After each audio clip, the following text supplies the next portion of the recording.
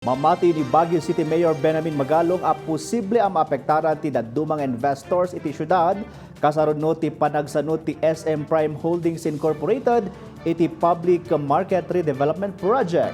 Impeteng pa iti opisyal asan ang may parbeng nga umutang ti syudad para iti redevelopment. Report manibod kini Bridget Marcasi Pangosfian. Gapo kadagiti na iwara sa pamadakas ken palso a damag tapno laeng agsanod ti SM Prime Holdings Incorporated iti Public Market Redevelopment Project. Mamati ni Mayor Benjamin Magalong ang maapektaran ti interes dagiti investors iti Baguio City. Numan pay awan iti agdaba nga investment nga apektado gapo iti daytoy, kinunana ang mabuybuya dagiti investors ti kagagalad dagiti umili, mainaig kadagiti proyekto ang maipatungpal iti syudad. Siyempre, mawawalan ng gana yung mga investors, lalo na meron pa tayong mga ibang PPP. Yun ang implication. Sikun iti mayor, adupay ti daduma a proyekto ti syudad anasken ang matutukan kas iti sewerage treatment plant ken economic enterprises. Rason iti panangipeteng na asaan na mabalin nga agloan ti syudad para laeng iti market redevelopment.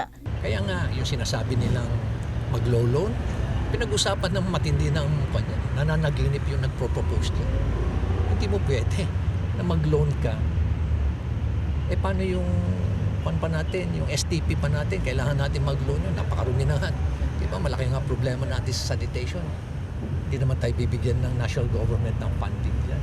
Kabayatan na, maikaniwasmet daytoy iti pamati ti maysa kadagiti opisyal ti Vendors Association iti merkado publiko.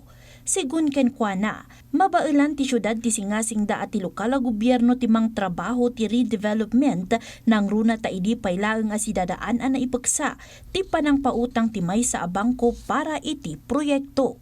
Bakit hindi kaya? Baguio City is the richest city outside Metro Manila. Tayo ang city na walang utang sa bangko. Mayroon naman kaming kunting alkansya at yun ang nagpalakas pa sa loob namin is yun nga, si DBP mismo ang pumunta sa amin at ino-offer nila yung ano. Malaksid pa'y iti dayta, impeteng da nga adda ti umda sa pinansyal dagiti vendors iso asisa sa Canada ang mangidaulo iti redevelopment ti merkado. Bridget Marcasi Pangosfian para iti Pambansang TV. Iti Baro a Pilipinas.